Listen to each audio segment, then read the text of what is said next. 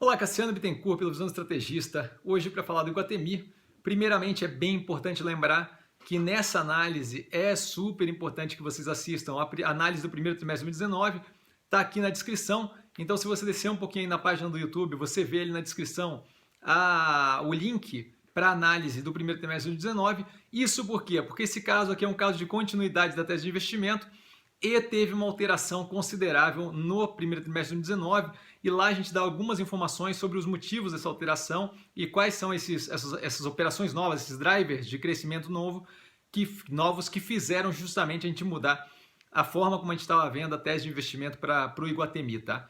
Então, assim, dá uma paradinha e aí a gente segue.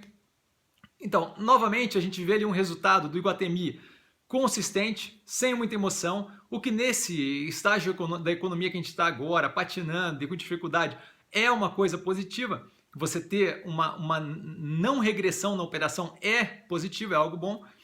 A tese de investimento, nesse caso aqui, está baseada em alguns pontos. Primeiro deles, a consistência na operação. Em segundo lugar, vem ali os dois drivers de crescimento que eu descrevo mais a fundo na análise anterior, na análise do primeiro trimestre de 2019, que seria o quê? A parceria com o iFood, que deve gerar um overage nos restaurantes, e isso é explicado na análise do primeiro trimestre de 2019, e justamente gerar aí mais ganho, mais movimento ali no shopping, né? E acaba mitigando essa tendência que a gente está vendo de perda de utilidade dos estacionamentos de shopping em geral. Então isso daí acaba sendo uma forma de mitigar essa perda de utilidade daquele espaço, uma vez que grande parte dessa operação do iFood vai justamente se utilizar ou de doca ou daquele espaço de estacionamento, então aquilo dali acaba ajudando. Além disso, quando a gente busca isso no resultado, a gente ainda não vê por quê? Porque, como informado ali na teleconferência, ainda não teve tempo de maturar essa operação para começar a afetar o resultado. De qualquer forma, é algo que driver de crescimento positivo para um futuro próximo, médio e longo prazo, é positivo. Além disso, como segundo motor de crescimento, a gente vê ali o Iguatemi 365, esse de uma forma mais ligada à empresa mesmo, não é só uma parceria, né? A empresa está desenvolvendo isso, que é justamente o quê? A união ali do varejo físico e online, através de um marketplace, de um e-commerce de luxo, tá? Então, é uma ideia bem interessante justamente para, ao invés de simplesmente apanhar do e-commerce como o shopping center em geral, que não conseguir se adaptar, vai apanhar, ela começa a entrar ali justamente como uma competidora e tornar a operação, o fato deles terem uma capilaridade, aí shoppings espalhados em vários lugares, transformar aquilo dali no que? Ao invés de ser algo negativo, o e-commerce ser algo positivo para justamente angariar uma maior renda através dessa operação, tá? Essa operação acabou atrasando um pouco, vai ficar aí para o terceiro trimestre de 2019, para o final do terceiro trimestre de 2019, de qualquer forma já está em testes e eu vejo como algo que deve ser muito positivo para o Iguatemi como um todo. Foi, aliás, um dos pontos que me fez voltar a pensar no Iguatemi para longo prazo e não só como operação de catch and release, tá? Outros dois pontos um antigo já, que é o que? O direcionamento para projetos mistos. Então a empresa já vem vendo mais interesse em direcionar a operação delas, especialmente quando fala de expansão de portfólio, para projetos mistos, que seriam o quê? A área comercial junto do shopping, área residencial junto do shopping. A gente tem um exemplo claro disso no Iguatemi Alphaville. Eu cito isso, inclusive, na análise anterior. E um novo direcionamento, que é justamente um movimento de revisão dos ativos que eles têm, justamente na direção de o quê? Pegar ativos mais focados e mais sinérgicos à operação que eles têm e deixar de lado aqueles ativos que talvez não estejam tão encaixados naquilo. E a gente vê isso através da venda da participação que eles tinham no Shopping Iguatemi Caxias por 27,8 milhões de reais, que deve ser pago à vista e deve aparecer aí no terceiro trimestre de 2019. É um algo a mais. Eu acho mais interessante o movimento que eles estão fazendo de melhoria do portfólio do que efetivamente aquele delta de caixa que entra ali, tá? Tendo isso em vista, que já dá para a gente uma visão de longo prazo interessante, a gente passa para o due diligence, que é justamente quando eu paro para analisar as contas e aí para ver se, não adianta ter uma ideia muito legal e ali nas contas da empresa, no financeiro, na forma que eles estão gerindo a operação, aquilo está desandando. Então a gente passa ali para justamente essa análise e a gente vê que a operação, quando a gente olha a operação ali, especialmente same store sales, same area sales, same store rent e same area rent, que é justamente a forma deles de medir o aumento do ganho para as mesmas lojas, o aumento do aluguel para as mesmas lojas e a mesma coisa, respectivamente, para as mesmas áreas, a gente vê ali que ela tem um crescimento forte nesse trimestre. Então, Same Store Sales cresce 6,9%, Same Area Sales cresce 7,2%, Same Store Rent cresce 10%, então na faixa dos 2 dígitos, e Same Area Rent cresce 7,4%.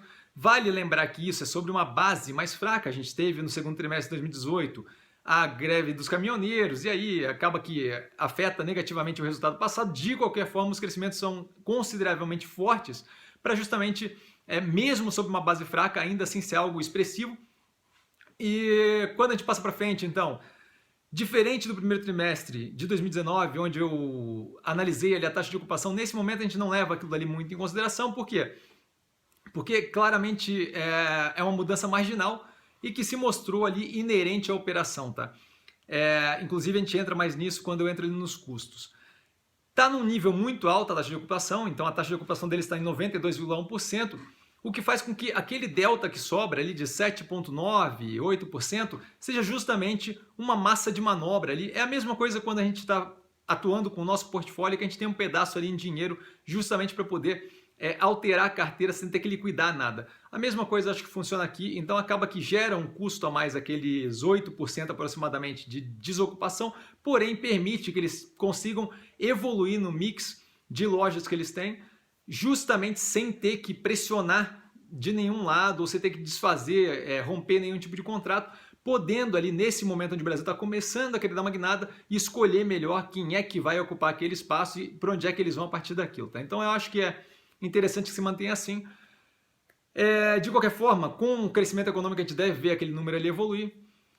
Inadimplência é um outro ponto que vale a pena a gente observar quando a gente fala de operação, e a gente vê que ela afunda, vai ali para 0,6%, que é super positivo, versus 1,6% em 2018, o mesmo período de 2018, então segundo trimestre de 2018.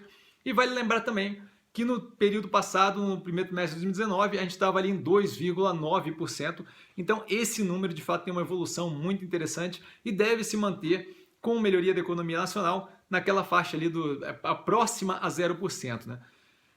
Passando para a parte da análise financeira, a gente vê que a margem EBITDA atinge 73,4%, frente a 75,7% no segundo trimestre de 2018, atingindo ali 138 milhões. Então, assim, é uma margem de volume considerável. Esse número, essa margem tem uma queda, por quê?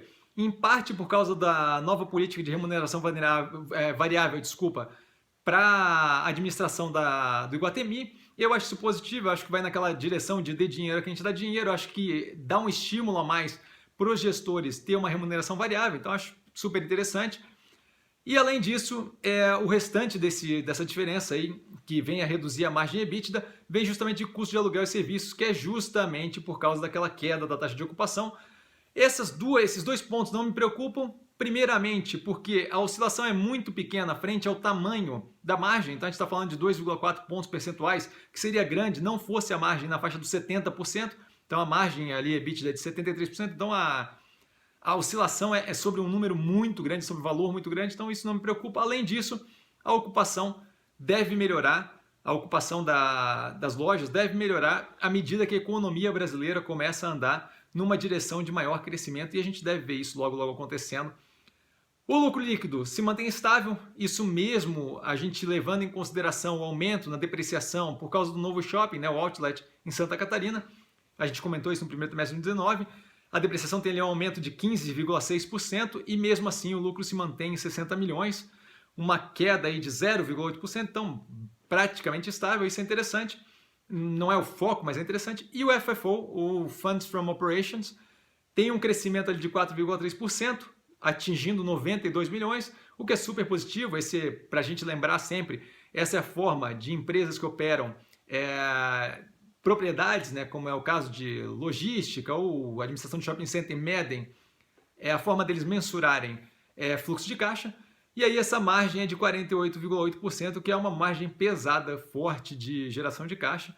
Tá? Então isso daí é mais um ponto positivo para a empresa, o que deixa a gente mais tranquilo com a operação, justamente considerando que a gente está fazendo due diligence para garantir que seja viável executar aquele plano todo que a gente comentou no começo da tese de investimento.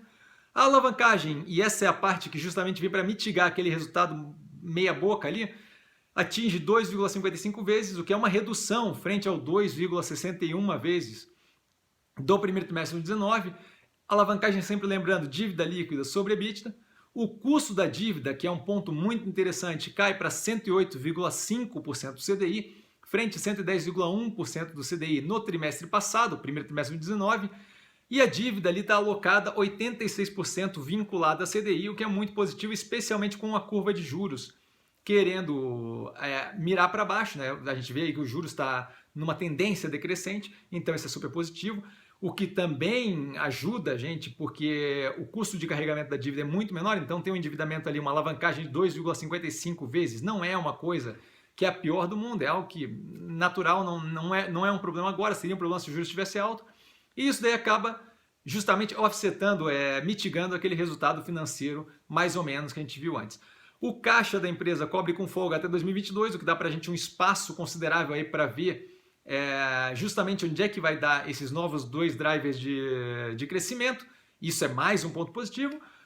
O custo baixo de carregamento, como eu falei, a capacidade de rolagem que ela tem e a tendência dos juros decrescentes fazem com que a gente esteja numa situação bem confortável quando a gente fala de endividamento. Tá? A minha posição está aqui do lado. Eu acho que a tese, no caso do Iguatemi, é sólida. Tá? A gente tem ali 2 drivers de crescimento novos que são bem interessantes. Tem a questão de eles estarem mirados em imóveis mistos, o que deve ampliar consideravelmente a chance deles operarem em novas operações, e a renovação do portfólio, que deve inclusive fazer com que eles peguem investimentos que hoje não rendem tanto quanto poderiam e peguem investimentos mais casados com a forma como eles operam. A consistência da operação e o direcionamento da economia brasileira, eu acho que ajudam a Iguatemi a ser um investimento ali para compor carteira e fazer uma tese de longo prazo bem interessante. Então eu gosto bastante do papel, como vocês viram aqui eu tenho uma posição e acho que vale a pena para diversificar a operação. A gente tem algumas opções aí de shopping, empresas ligadas ao varejo, acho que essa é uma das bem interessantes. Ficou alguma dúvida? Não entendeu algum pedaço, gostaria de conversar sobre o assunto? Eu estou sempre no Instagram, @investircomsim tudo junto, ele aparece aqui embaixo eventualmente. E por hoje é só. Eu fico por aqui. Vale lembrar que quem aprende a pensar bolsa opera com mero detalhe e até a próxima análise.